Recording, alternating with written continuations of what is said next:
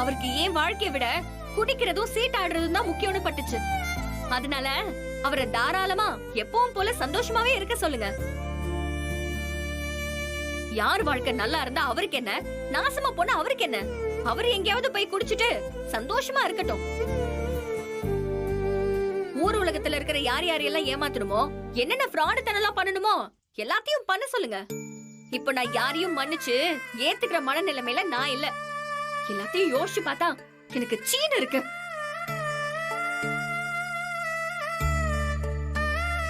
என் வாழ்க்கையெல்லாம் அப்பங்கிற பேர்ல புருஷங்கிற பேர்ல வந்த ஆம்பளைங்க எல்லாம் நடக்க நடக்க ஏமாற்றமும் வெறுமையும் தான் என் மனசுல இருக்கு. போதும், இந்த ஆம்பளைங்களால நான் பட்டது எல்லாமே போதும். நான் உண்டு, என் வாழ்க்கை உண்டுன்னு ஒதுங்கி இருக்கேன்.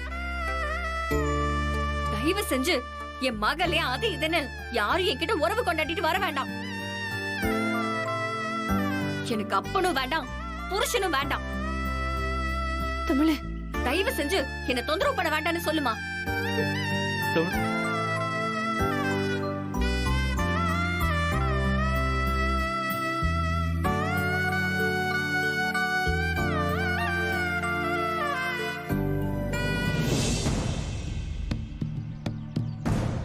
மா, எதுக்காக இங்க கூட்டிட்டு வந்திருக்க? யார பார்க்க வந்திருக்கோம்?